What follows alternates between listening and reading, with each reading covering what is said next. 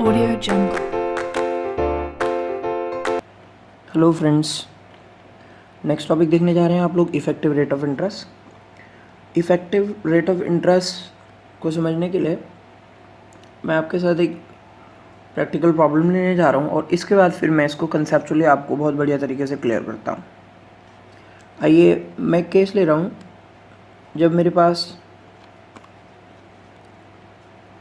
Rate of interest is 10% per annum and compounding is done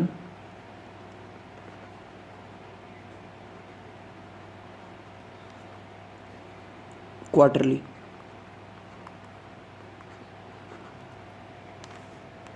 compounding मेरी quarterly हो रही है और रेट ऑफ इंटरेस्ट मेरा 10% है।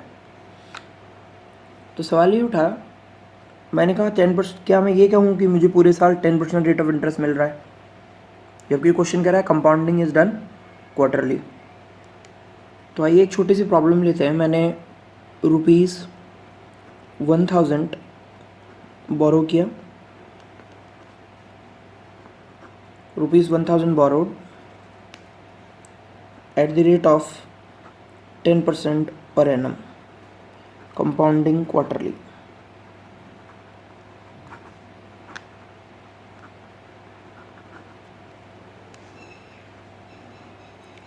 So and repaid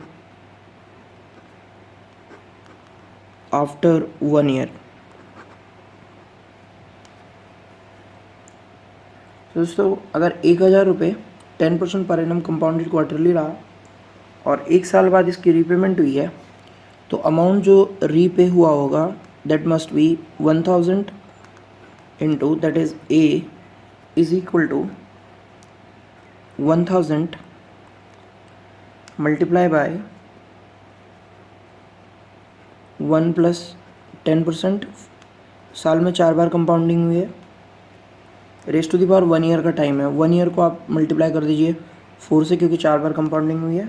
rate of interest को हम 4 से डिवाइड कर लेते हैं और टाइम को हम 4 से मल्टीप्लाई कर लेते हैं, is equal to again 1000 into 1 plus, ये आपका 2.5% हो जाएगा, 10 डिवाइड बाई 4, तो this can be return as 0.025 raised to the power 4। तो अगर आप कैलकुलेट करते हैं 1000 into 1.025 raised to the power 4, तो आपके पास ये वैल्यू कंप्यूट होकर आएगी 1.1038 इंटू 1000। सो ये बेसिकली हो जाएगा 1103.80 और 1103.80। तो आइए अब इसको ज़रा समझने की कोशिश करते हैं कि हमने ये एग्जांपल क्यों लिया और इफ़ेक्टिव रेट का इससे क्या लिंक है।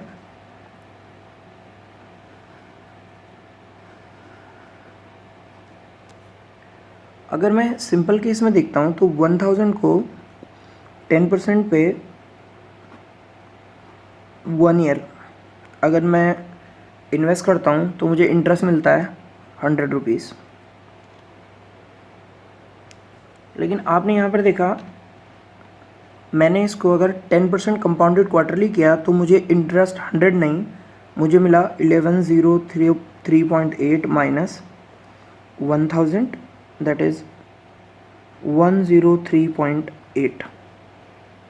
और अगर मैं 103.8 का परसेंटेज निकालूं प्रिंसिपल रीबेट के साथ, तो ये आता है 10.38%। तो बेसिकली मुझे इफ़ेक्टिव रेट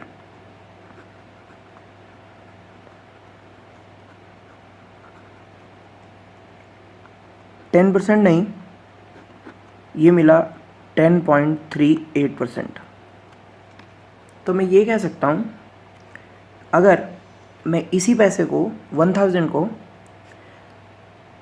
सिंपली 10.38% के रेट से पर एनम से सिंपल इंटरेस्ट से बोरो करता तो मुझे उतना ही पैसा मिलता है जितना कि मुझे 1000 रुपीज़ को 10% पर एनम कंपाउंडेड क्वार्टरली बोरो करने से एक साल के एंड पे मिलता है। इन नटशेल हम ये कह सकते हैं इफ़ेक्टिव रेट ऑफ इंटरेस्ट, एक तो पहले ध्यान रखना ये पर एनम की रिस्पेक्ट में हम लोग एक्सप्रेस करते हैं। So effective rate of interest is nothing but it is the interest rate as per simple interest which is equivalent to a certain time compounding done as per compound interest.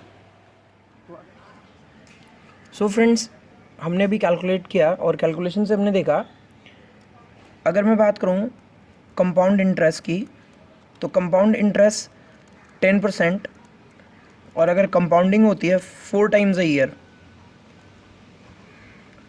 Compounding quarterly, it is equal to 10.38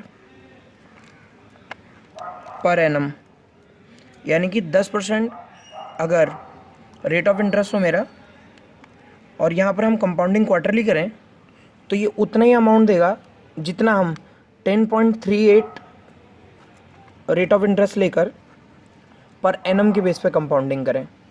तो मैं ये कह सकता हूँ कि effective rate के through हम लोग इस रेट को इक्वलाइज करते हैं पर एनम के बेसिस पर, यानी कि हम ये चेक करते हैं कंपाउंड इंटरेस्ट का जो भी रेट ऑफ इंटरेस्ट हम अर्न कर रहे हैं वो इफ़ेक्टिवली पर एनम बेस पर कितने के बराबर है।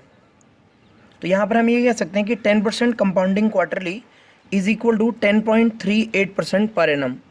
तो अगर कोई आपको कह रहा है कि 10% पर एनम आपको रेट ऑफ इंटरेस्ट दे रहा है लेकिन कंपाउंडिंग साल में 4 बार होगी, तो एक्चुअली आपको 10.38% पर एनम मिल रहा है, ना कि 10% पर एनम मिल रहा है।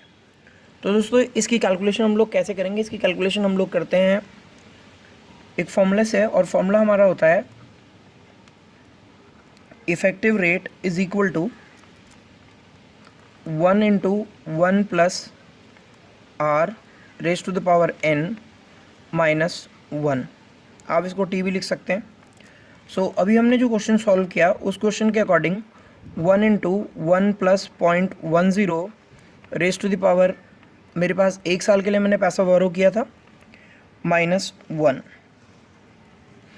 आप चाहें तो यहाँ पे 1000 भी लिख सकते हैं, तो यहाँ पर भी 1000 आएगा जैसे कि हमने लास्ट एग्जाम्पल में लिया था।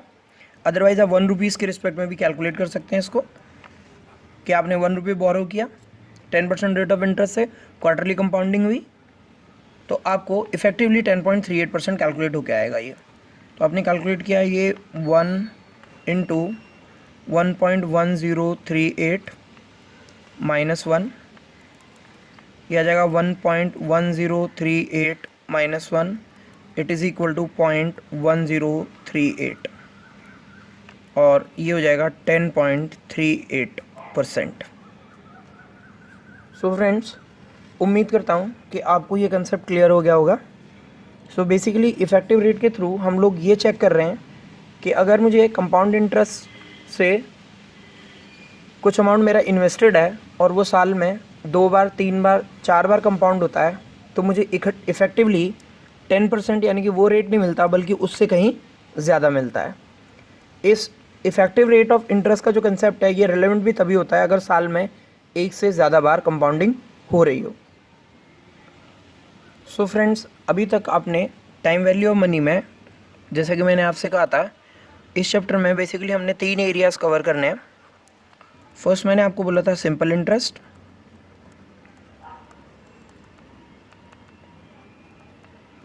नेक्स्ट था हमारा कंपाउंड इंटरेस्ट,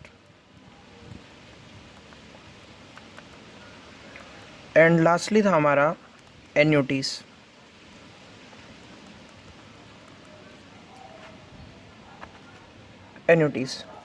तो friends, simple interest compound interest का एरिया मैं आपके साथ डिस्कस कर चुका हूँ, और कंपाउंड इंटरेस्ट के साथ साथ मैंने आपके साथ when compounding is done more than once तो कैलकुलेशन कैसे होगी अमाउंट की, और इसी के साथ साथ मैंने आपके साथ डिस्कस किया इफेक्टिव रेट ऑफ इंटरेस्ट। तो आइए लास्ट टॉपिक आता है हमारा एन्युटीज़। फ्रेंड्स, एन्युटीज़ को डिस्कस करने से पहले मैं आपके साथ कुछ बेसिक कंसेप्ट जो कि हमने कंपाउंड इंटरेस्ट का समझा उसका यूज़ करूँगा, और फिर हम लोग समझेंगे कि एन्युटी क्या चीज़ है और एन्युटीज़ का मतलब क्या है। फ्रेंड्स, एक हमारा कंसेप्ट आता है concept of future value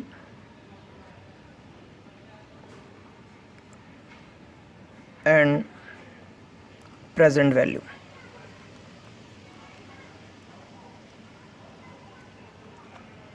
so ये सारा का सारा फ्रेमवर्क हम लोग कंपाउंड इंटरेस्ट के थ्रू सीखने वाले हैं। कंपाउंड इंटरेस्ट की हेल्प से हम लोग प्रेजेंट वैल्यू और फ्यूचर वैल्यू के बारे में बात करेंगे। Then we will enter into the topic of annuities. आइए, अगर मैं फॉर्मूले की बात करता हूँ कंपाउंड इंटरेस्ट के केस में अमाउंट निकालने के लिए, तो अमाउंट इज इक्वल टू, आपने पढ़ा है P into 1+R raise to the power N या फिर T time rate of interest, ये P प्रिंसिपल और ये A अमाउंट। तो दोस्तों, हम लोग इस P को कहते हैं जनरली प्रिंसिपल, ये हमारा R होता है रेट ऑफ इंटरेस्ट, और T होता है मेरा टाइम। और अगर मैं A की बात करूं तो A is nothing but it is amount. तो क्या मैं ऐसे कह सकता हूं P रुपीज़ अगर R रेट ऑफ इंटरेस्ट से T टाइम तक इन्वेस्ट रहता है तो मुझे आने वाले टाइम में ये सब मिलेगा, यानी कि A ये सारा हो जाएगा। क्या चीज़? P into 1+R raise to the power T। तो दैट मीन्स P की अगर 1+R raise to the power T compounding किया जाए तो मेरे पास जो मुझे फ्यूचर में मिलता है दैट इज़ A। तो हम कह सकते हैं ये P का A, इस P की ये A फ्यूचर वैल्यू है, फ्यूचर वैल्यू है, और इस A का, इस A अमाउंट का ये P प्रेजेंट वैल्यू है। थोड़ा सा दिक्कत आ रही होगी आपको। आइए मैं अपने प्रीवियस एग्जांपल के साथ ही चलता हूँ। सपोज़ आपने 1000 रुपीज़ इन्वेस्ट किए थे, आपने 1000 रुपीज़ इन्वेस्ट किए थे कितने टाइम के लिए? 1 ईयर के लिए, 10% रेट ऑफ इंटरेस्ट के साथ, और क्वार्टरली कंपाउंडिंग हुई थी फ्रेंड्स। 1 ईयर था, 4 बार कंपाउंडिंग में मल्टीप्लाई हो गया था, और इसके बाद जो वैल्यू आई थी दैट वाज 1103.80, 1103.80। ज़रा ध्यान से समझिएगा, यानी कि ये मेरा प्रिंसिपल था,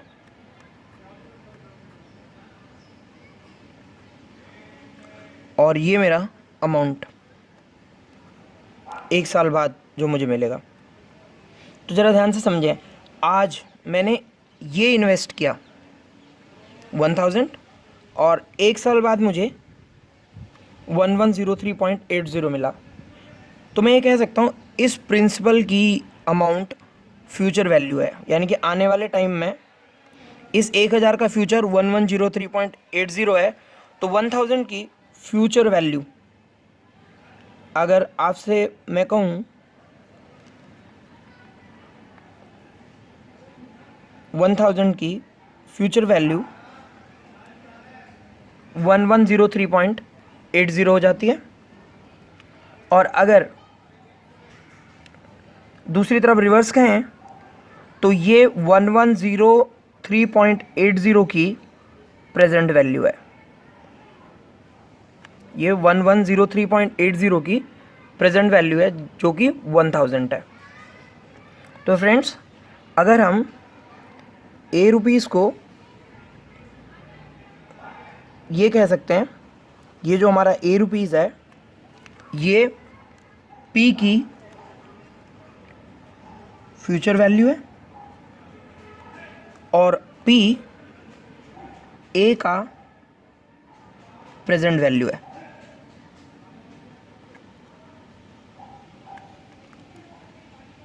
सो आई होप ये क्लियर हो गया होगा।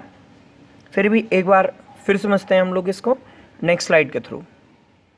सो फ्रेंड्स, हमने लिखा A amount is equal to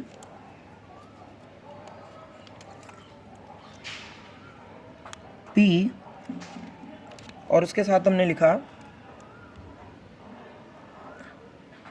1 plus R raise to the power T या फिर एन, जो भी आप लिखना चाहें, मैं टी लिख रहा हूँ।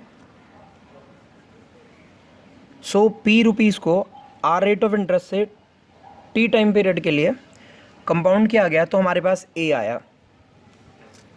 तो we can say A is the या फिर A is the future value of P. So A is the future value of P, और इसी तरह कह सकते हैं A is the future value of P, और दूसरा हम कह सकते हैं पी ए का प्रेजेंट वैल्यू है। If A is the future value of P, तो फिर हम ऐसा भी कह सकते हैं P is the present value of A. Second, P is present value of A। दोस्तों A क्या चीज़ है? ये P की फ्यूचर वैल्यू है। क्यों P की फ्यूचर वैल्यू है? क्योंकि अगर मैंने P को इन्वेस्ट किया R रेट ऑफ इंटरेस्ट से T टाइम पीरियड तक, तो P आने वाले टाइम में A हो जाएगा। तो मैं कह सकता हूँ A P की फ्यूचर वैल्यू है। इसी तरह से A जो मुझे फ्यूचर में मिलने वाला है उसकी आज वैल्यू P है, तो P A की प्रेजेंट वैल्यू है। फिर आ रहा हूँ मैं पुराने एग्जाम्पल पर ही। 1000 rupees invested for 1 year at the rate of 10% compounded quarterly। सो आपको क्या मिला? आपको A इज इक्वल टू मिला, अगर आपको याद हो, 1103.8 और 1103.80। सो फ्रेंड्स, मैं ये कह सकता हूँ 1103.80 is the future value of ₹1000 and ₹1000 is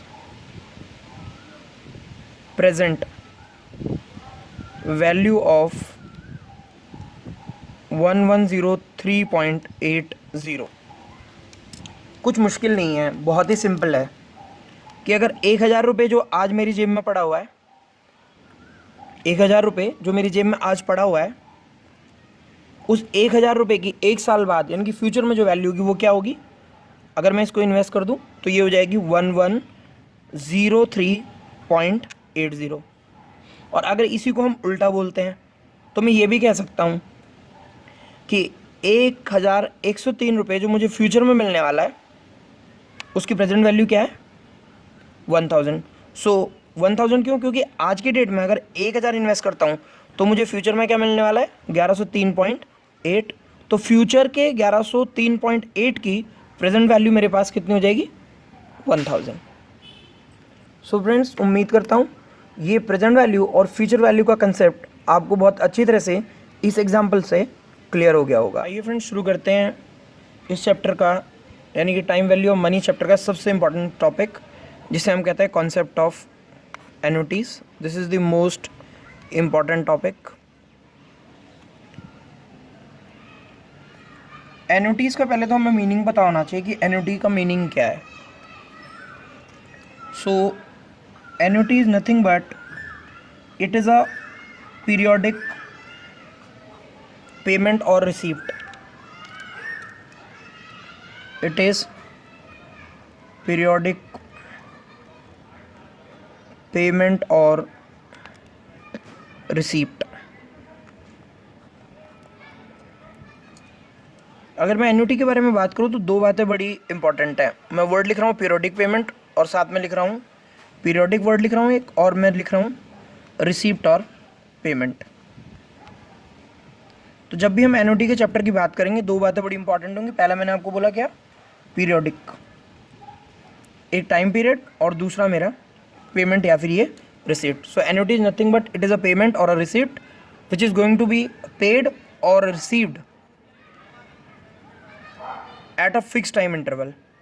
तो यहाँ पर दो बातें बड़ी इंपॉर्टेंट होंगी। एक तो जिस टाइम पीरियड की बात कर रहा हूँ मैं, ये फिक्स रहेगा, और दूसरी बात receipt and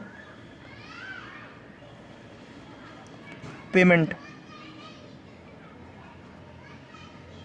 receipt and payment, जो भी मुझे मिलने वाली है या मैं पे करने वाला हूँ, ये भी इवन रहेगा। इवन रहेगा means it will be same, इसका अमाउंट चेंज नहीं होगा। आइए फ्रेंड्स, कंसेप्चुअली हमने समझा इसको। एक बढ़िया एग्जांपल लेते हैं। आप इंश्योरेंस की पेमेंट करते हैं, स्पेसिफिकली लाइफ इंश्योरेंस की पेमेंट करूँगा, LIP। और इस लाइफ इंश्योरेंस की पेमेंट अगर आप करते हैं किसी भी इंश्योरेंस कंपनी को, इसका अमाउंट जो होता है वो हमेशा सेम होता है, इवन होता है, और इसकी पेमेंट भी आप इवनली करते हैं। फॉर एग्जांपल, आपने अगर पॉलिसी ले रखी है तो उस पॉलिसी की पेमेंट आप हाफ ईयरली कर रहे हैं, या फिर आप उसे पर एनम बेसिस पे कर रहे हैं, या फिर आप मंथली पे कर रहे हैं, बट टाइम पीरियड मंथली या फिर हाफ ईयरली या फिर पर एनम ये फिक्स है, उसमें कोई भी चेंज नहीं है। सो कंसेप्ट ऑफ एन्युटी की ज़रूरत क्या पड़ी और क्यों हमने ये एक नया कंसेप्ट इंट्रोड्यूस किया, तो इसको समझने के लिए अभी हम आगे चलते हैं। उससे पहले मैं आपको बताऊंगा कितनी तरह की एन्युटीज़ हम लोग इस चैप्टर में स्टडी करने वाले हैं। सो जो पहला हमारा एन्युटी होगा जिसको हमने स्टडी करना है इस चैप्टर में, उसका नाम है ऑर्डिनरी एन्युटी। Ordinary annuity. दूसरा हम पढ़ेंगे एन्युटी ड्यू, और इसका हम इमीडिएट एन्युटी भी बोलते हैं। इमीडिएट एन्युटी, इसका नाम ये भी है। और जो तीसरा होगा इसे हम बोलते हैं परपेचुटी।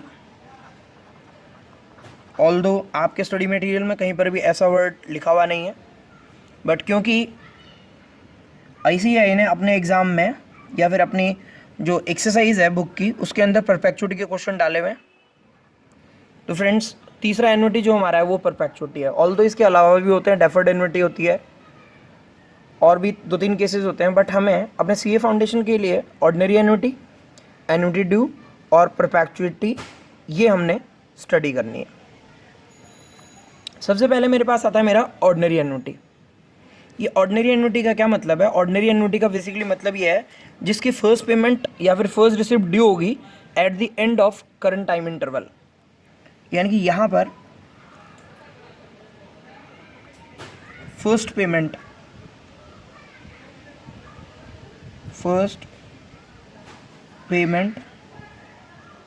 और receipt,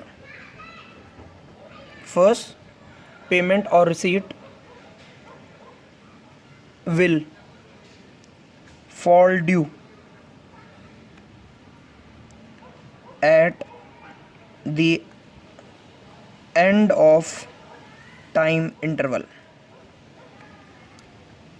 It will fall due at the end of time interval. ये टाइम इंटरवल का क्या क्या मतलब है? टाइम इंटरवल का मतलब है, जैसे मैंने आपसे कहा इंश्योरेंस की पेमेंट साल के एंड में होगी, तो फर्स्ट इंस्टॉलमेंट हमारी कब ड्यू हुई? साल के एंड में। लेकिन अगर यहीं पर हम लोग बात करते हैं ऑर्डिनरी एन्युटी की, when we talk about ordinary annuity, ordinary annuity के केस में जो मेरी फर्स्ट पेमेंट ड्यू होती है, फॉल ड्यू करती है, it fall due at the beginning of time interval. It falls due at the beginning of time interval. आपके दिमाग में फ्रेंड्स सवाल आ रहा होगा, ऐसी क्या चीज़ होती है जो बिगिनिंग ऑफ टाइम इंटरवल के साथ में आपकी ड्यू करेगी? तो आइए मैं आपको बताता हूँ. आप अपने घर का रेंट पे करते हैं और जनरली रेंट हम लोग एडवांस में पे करते हैं. तो रेंट की जो पेमेंट होती है वो बिगनिंग में होती है. कभी भी आपका लैंडलॉर्ड या फिर जिनके पास आप रेंट पर रह रहे हैं वो ऐसा नहीं कहते कि साल ख़त्म हो जाएगा, महीना ख़त्म हो जाएगा तो दे देना, साल ख़त्म हो जाएगा तो दे देना. वो हमेशा ये कहेंगे आपसे कि रेंट की पेमेंट एडवांस में पहले 10 तारीख को या फिर पहले महीने की 10 तारीख को या महीने की 1 तारीख को आपको रेंट पे करना है. तो अगर मैं रेंट की बात करूँ, एक एग्जाम्पल लेते हैं रेंट. ये rent is a example of, very good example of immediate annuity. Immediate annuity. लेकिन फ्रेंड्स यहाँ पर एक और एग्जांपल हम लोग ले सकते हैं. सपोज आपके घर में मिल्कमैन आता है और मिल्कमैन आपको मिल्क डिलीवर करता है पूरे महीने और एंड में आपसे पेमेंट लेके जाता है. तो मैं ये कह सकता हूँ ये ऑर्डिनरी एन्युटी का केस है मेरा. Milkman delivering milk every day and taking payment at the end of every month is a good example of ordinary annuity. Friends फिर सवाल उठता है परपेचुटी क्या चीज़ है? Perpetuity is a payment where time interval is not fix और ये infinite तक इसकी पेमेंट जाएगी. In case of ordinary annuity, in case of annuity due, time period हमारे पास डेफिनेट होगा, यानी कि डिफाइंड होगा कि इतने टाइम पेमेंट रिसीव होगी या फिर इतने टाइम पेमेंट पे होगी, चाहे ऑर्डिनरी एन्युटी हो या फिर एन्युटी ड्यू हो. लेकिन परपेचुटी की अगर मैं बात करूं तो परपेचुटी के केस में टाइम पीरियड इनडेफिनेट होता है, यानी कि इनफाइनिटी तक होता है, अनंत तक होता है, जिसका हमें पता नहीं होता. फ्रेंड्स ये जो एरिया आप देखने जा रहे हैं ये बहुत ही ज़्यादा इम्पॉर्टेंट है और मैं कहूँगा आप इसको समझते हुए थोड़ा सा एक्स्ट्रा कॉशियसनेस यूज़ कीजिएगा. इसको हमने ऐसे ही हवा में नहीं उड़ाना. मैं ये नहीं कह रहा कि पुराने टॉपिक जो आपने पढ़े वो हवा में उड़ाने, बट इस टॉपिक को समझते हुए मुझे थोड़ा सा एक्स्ट्रा एफर्ट लगाना है और एक्स्ट्रा कॉशियसनेस रखनी है. पहला टॉपिक है इसमें ऑर्डिनरी एन्युटी, दूसरा टॉपिक आप देख पा रहे होंगे स्क्रीन पर एन्युटी ड्यू और तीसरा आपके पास है परपेचुटी. आइए मैंने जिस सीक्वेंस में लिखा उस सीक्वेंस के हिसाब से हम लोग इसमें चलेंगे. अब इसमें हमने ये तो जान लिया कि एन्युटी क्या होती है. It is a periodic interval, periodic receipt और payment which is going to be received और paid at a fix time of interval. और मैंने आपको एग्जाम्पल दिया जैसे कि आपके घर पे अगर दूध वाला दूध डिलीवर करके जाता है रोज़ और हर महीने के एंड में पेमेंट लेके जाता है तो it is ordinary annuity. Annuity due या फिर इमीडिएट एन्युटी मैंने आपसे बोला था जिसकी फर्स्ट पेमेंट टाइम इंटरवल के बिगिनिंग में शुरू होती है. फॉर एग्जांपल मैंने आपको बताया था इंश्योरेंस प्रीमियम, जिस दिन आप इंश्योरेंस कराते हैं उसी दिन से आपको पेमेंट करनी होती है और वो फिर नेक्स्ट ईयर तक चलता है. फिर जैसे ही एक ईयर एंड होगा फिर अगले ईयर के बिगिनिंग में आप उसकी पेमेंट करेंगे सेकेंड इंस्टॉलमेंट की. इसी तरह से मैंने आपको रेंट का एग्जाम्पल दिया. रेंट जनरली या तो पहली तारीख को या फिर 10 तारीख को अगर आप पे करते हैं हर महीने के तो it is annuity due. Then मैंने परपेचुटी के बारे में बोला. Perpetuity is a payment which is going to be paid, चाहे आप शुरुआत में पे करें चाहे आप एंड में पे करें, it will be paid infinitely या अनंत तक हम इसे पे करेंगे. फ्रेंड्स इससे पहले कि मैं इसके हम रट्टा लगाएं मैं बिल्कुल नहीं चाहूँगा कि आप इसका रट्टा लगाएं। पहले हम कंसेप्ट समझने की कोशिश करते हैं और फिर हम लोग इन तीनों के बारे में कुछ चीज़ें एनालाइज करके उसको समराइज करेंगे। फ्रेंड्स, जरा इसको समझते हैं। मैंने पी रुपीज़ बजाय आज इन्वेस्ट करने के और n number of time period के लिए इन्वेस्ट करने के लिए, जहाँ पर कि मुझे ए रुपीज़ मिल रहा था, अब मैं पीरियडिकली पी रुपीज़ इन्वेस्ट करता हूँ। कब कब? आज को हम लोग इस चैप्टर में, प्रेजेंट डे को, आज को हम लोग इस चैप्टर में लिखेंगे T0। आज T0। फर्स्ट ईयर एंड यानी कि सेकेंड ईयर बिगिनिंग को हम T1 कहेंगे। ये हमारा सेकेंड ईयर बिगिनिंग, ईयर कहें, टाइम पीरियड कहें। ये सेकंड जो हमारा फर्स्ट टाइम पीरियड है वो एंड हो रहा है और सेकंड वाला हमारा बिगिन हो रहा है। फर्स्ट टाइम पीरियड यहाँ पर एंड हो रहा है। इसी तरह से अगर मैं T2 की बात करूँगा तो यहाँ पे मेरे कहने का मतलब होगा थर्ड ईयर या फिर टाइम पीरियड यहाँ पर बिगिन कर रहा है और सेकंड टाइम पीरियड एंड हो रहा है। थोड़ा सा समझने की कोशिश करते हैं इसके कंसेप्ट को, क्योंकि इसका मैं यूज़ करूँगा। तो यहाँ पे बेसिकली कहने का क्या मतलब है, T0 आज है, time period, zero time period, ये आज है। एक छोटी सी टाइम लाइन बनाते हैं। ये एक टाइम लाइन है जहाँ पर कि T0, यहाँ से आज समय की शुरुआत हो रही है, यहाँ तक आते आते T1 फर्स्ट ईयर हो गया पूरा। सपोज आज से शुरुआत हुई तो फर्स्ट ईयर यहाँ एंड हुआ, सेकेंड ईयर यहाँ एंड हुआ, थर्ड ईयर यहाँ एंड हुआ, फोर्थ इधर एंड होता है, फिफ्थ यहाँ पर एंड हुआ और सिक्स कहीं जाकर इधर एंड हुआ। ये मेरा जीरो से शुरू हुआ फर्स्ट ईयर। अगर जीरो से शुरुआत होती है तो ये मेरा ईयर 1 यहाँ ख़त्म हुआ। यहाँ से शुरू होकर मेरा ईयर 2 शुरू हुआ, यहाँ आके ईयर 2 ख़त्म होता है। यहाँ से शुरू हुआ, यहाँ पर आके मेरा ईयर 3 ख़त्म होता है। थोड़ा आप देखते भी रहिएगा, ये मेरा ये इतना यहाँ से यहाँ तक जीरो से शुरू हुआ, first year and, first year and से शुरू हुआ, ये सेकेंड ईयर एंड, और सेकेंड ईयर एंड के बाद थर्ड ईयर शुरू हुआ और ये मेरा थर्ड ईयर एंड। और यहाँ से अगर आप देख पा रहे हो तो यहाँ से यहाँ तक थर्ड ईयर एंड,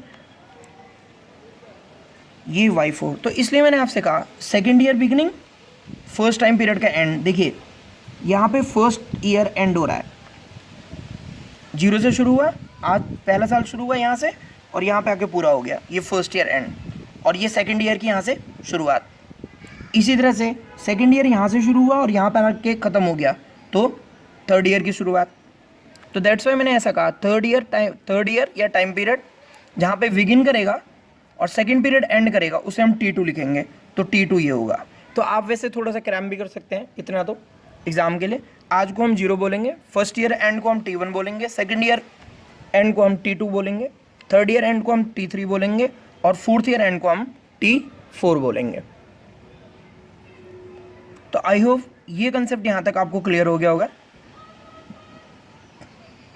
तो आइए, मैंने ये समझाया क्यों, सवाल तो पहला ये उठा। मेरे पास P रुपीज़ को अगर मैं इन्वेस्ट करता हूँ R रेट ऑफ इंटरेस्ट से N नंबर ऑफ ईयर तक, तो मुझे A रुपीज़ मिलते हैं। N नंबर ऑफ ईयर के बाद मुझे A रुपीज़ मिलते हैं। तो अगला सवाल ये उठता है, अगर मैं P रुपीज़ हर साल इन्वेस्ट करता हूँ, यानी कि फर्स्ट ईयर एंड पे यहाँ पर मैंने P रुपीज़ इन्वेस्ट किए, फिर सेकेंड ईयर एंड पे मैंने P रुपीज़ इन्वेस्ट किए, थर्ड ईयर एंड पे मैंने P रुपीज़ इन्वेस्ट किए, फोर्थ ईयर एंड पे मैंने P रुपीज़ इन्वेस्ट किए, यानी कि first year and, second year and, third year and, fourth year and, और इसी तरह से मैंने फिफ्थ ईयर एंड पर भी P रुपीज़ इन्वेस्ट किए, और इसी तरह से मैंने सिक्स्थ ईयर एंड पर भी P रुपीज़ इन्वेस्ट किए। ये मेरा first year and, second year and, third year and, fourth year and, fifth year and और ये सिक्स्थ ईयर एंड पे अगर मैंने पी रुपीज़ इन्वेस्ट किए और मैं अब जानना चाहता हूँ कि इस टी के एंड पे यानी कि इस पॉइंट पर सिक्स्थ ईयर के एंड पे मैं इस सारे पैसे को बैंक से निकाल लूँ वापस, तो मुझे कितना पैसा मिलेगा।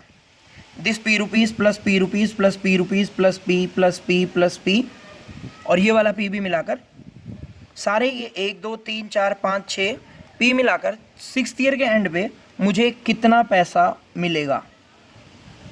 तो इसको हम लोग कहते हैं एन्युटी, यानी कि जहाँ पर आप एक फिक्स टाइम पीरियड के बाद से eight the end of every year, ये बिगनिंग भी हो सकता है।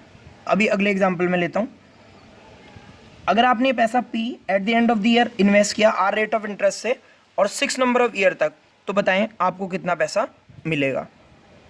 तो ये एन्युटी का कंसेप्ट है जो इस वैल्यू को निकालने में हमारी हेल्प करेगा। आप इस फॉर्मूले से नहीं निकाल सकते। इस फॉर्मूले से केवल आप इतना निकाल सकते हैं कि आज अगर पी रुपीज़ इन्वेस्ट हो जाता है तो after n number of year आपको कितना मिलेगा। सिमिलरली यहाँ पर अगर मैं बात करूँ तो इस फॉर्मूले से ये नहीं निकल सकता। ये बताता है कि सिंगल सम अगर आज इन्वेस्ट हो जाता है तो 10 साल बाद क्या मिलेगा। लेकिन अगर इसी तरह से पी रुपीज़ आज first year and, second year and, third, fourth, fifth और सिक्स्थ ईयर एंड तक इन्वेस्ट होता रहता है तो 6 साल बाद कितना मिलेगा, अगर मुझे ये पता करना है तो then I must know the concept of annuity. ये केवल एन्युटी के थ्रू ही आपको पता चलेगा। एन्युटी के फॉर्मूलेज हम लोग डिराइव करेंगे उसके बाद। तो एक तो मैंने आपसे कहा कि ये जो पेमेंट है ये फर्स्ट ईयर एंड यानी कि 0 से शुरू हुआ फर्स्ट ईयर, यहाँ पे फर्स्ट ईयर खत्म हो गया, फिर यहाँ से शुरू हुआ सेकंड, ये सेकंड खत्म हो गया। तो दोस्तों ऐसा भी हो सकता है कि ये जो पी पेमेंट हो, जरूरी नहीं है हमने फर्स्ट ईयर के एंड से शुरुआत की है।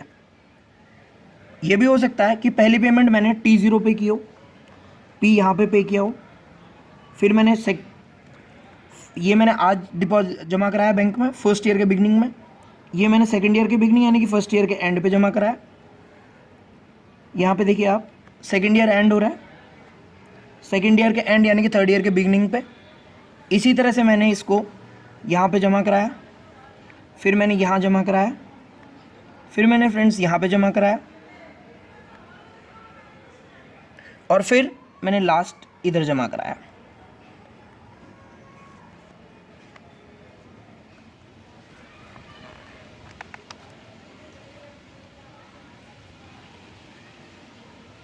यानी कि इन सभी टाइम इंटरवल पर, यहाँ पर भी, इधर भी, इधर भी, इधर भी, इधर भी, इधर भी और इस पर मैंने पी रुपीज़ इन्वेस्ट किया।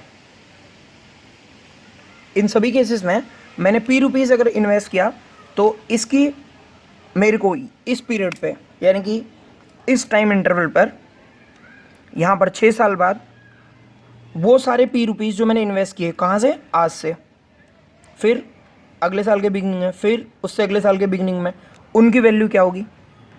अगला सवाल ये है, what should be the value of these periodic payments, जिनको हम लोग क्या कहने जा रहे हैं, इनको हम लोग बोलने जा रहे हैं एन्युटी।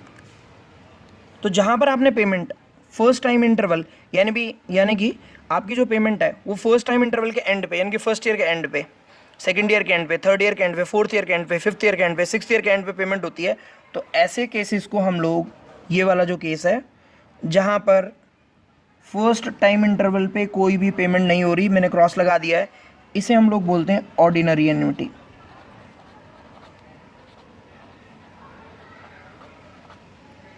और फ्रेंड्स जहाँ पर फर्स्ट टाइम से इंटरवल से पेमेंट होना शुरू हो जाती है, जैसे कि आप ये देख पा रहे हैं फर्स्ट टाइम T0 यानी कि आज से पेमेंट शुरू और कहाँ तक, ये देख रहे हैं आप, कहाँ तक, फर्स्ट के आज फिर second, first year beginning, sorry first year and यानी कि second year beginning, second year and, third year beginning. इस तरह से अगर यहाँ तक पेमेंट जाती है, जहाँ पे फर्स्ट पेमेंट आज से फॉल करना शुरू कर जाएगी, फॉल ड्यू करना स्टार्ट कर जाएगी, इसे हम बोलते हैं